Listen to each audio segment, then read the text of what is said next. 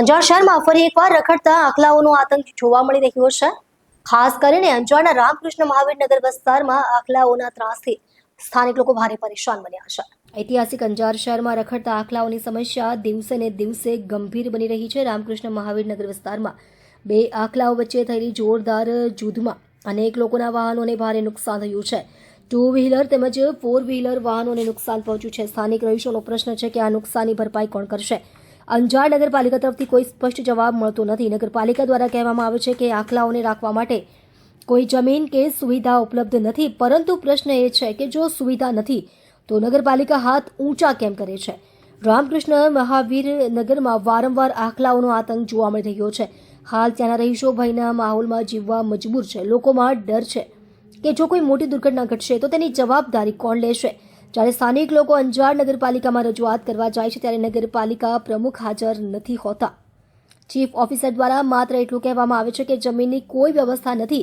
આ પહેલા પણ આખલાઓના કારણે અંજાર શહેરમાં લોકોના મોત થયા હોવાના બનાવો સામે આવી ચૂક્યા છે।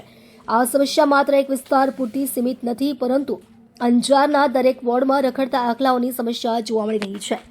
રિપોર્ટ ભરત ઠાકોર। ગલીમાં આખલાઓ બાજતા જ હોય છે। આ આખલાના વિડીયો નિલેશભાઈ ગોસ્વામીને પણ મૂકેલા છે। એમને ખાલી જવાબ આપ્યો હતો કે થઈ જશે, પણ હજી સુધી કોઈ કાર્યવાહી કરવામાં આવી નથી। 4-5 આખલા તો એવા છે કે રોજને રોજ બહુ જ બાજતા હોય છે।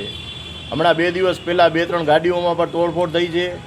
એમને 8-10 જણાએ આખલાને મારવાની પણ ટ્રાય કરી છે, પણ કોઈ નગરપાલિકા તરફથી આનો કોઈ સારો જવાબ મળ્યો નથી।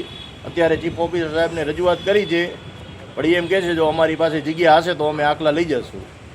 એમનું કહેવું એમ છે કે અમારી પાસે અત્યારે આખલા રાખવાની જગ્યા નથી।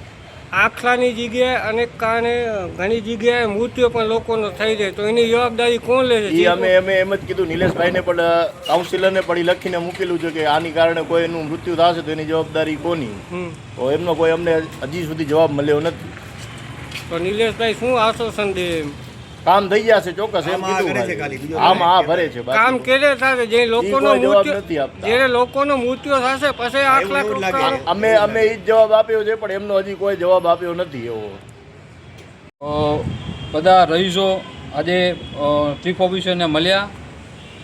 હવે અંજારની અંદર વર્ષોથી આખલાનો એટલો ત્રાસ વધી ગયો છે કે માણસોને નીકળવું છે ને ભારી પડી જાય છે। આજે વોર્ડ નંબર 2માં રામકૃષ્ણ નગરમાં આખલાના અમને વિડીયા રાખ્યા છે। એ વિડીયા પણ તમે જોઈ શકો છો। આ લોકો રજૂઆત કરવા આવ્યા હતા। રજૂઆતમાં એવી રીતે કીધું કે અમને અહીંયા આખલાનો આટલો બધો ત્રાસ છે, તો આપ શ્રી આખલા અહીંયાથી ક્યારે લઈ જશો? તો ત્યારે આ લોકોને એવી રીતે જવાબ આપ્યો કે અમારા કોઈ કંઈ જગ્યા નથી।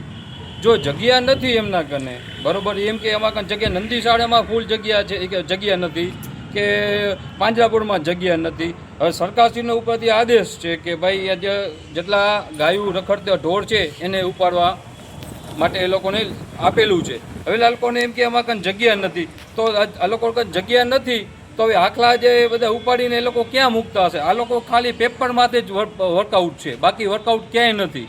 હવે તમે અંજારમાં ઠેકાણે હજી પણ આખલા જોશો। આ તો ખાલી એ લોકો 2-4 આખલા અંજારમાં ઉપાડ્યા છે, બાકી તો જ્યાં તમે દેખાશો ઠેકાણે આખલા। હવે નગરપાલિકામાં એટલું કહેવા માંગુ છું, આખલાથી કોકને મૃત્યુ થાય તો એનો જવાબદાર કોણ? હવે સ્થાનિક લોકો આ લોકો રજૂઆત કરવા આવ્યા હતા, એ લોકો કે અમારા કાંઈ જગ્યા નથી, તો આપ શ્રી 5 આખલા લઈને તમે નંદીશાળામાં પહોંચાડ્યા છે, બરાબર। હવે આગળના હવે આટલા બધા તમે સમજો લો રજૂઆત કરવા આવે છે અને જવાબ પણ સરખા નથી આપી શકતા। પ્રમુખશ્રીએ પણ અહીંયા નથી, યોગ્ય જવાબ આ બધાને મળ્યા નથી। આપ શ્રી પણ પૂછા કરી શકો છો।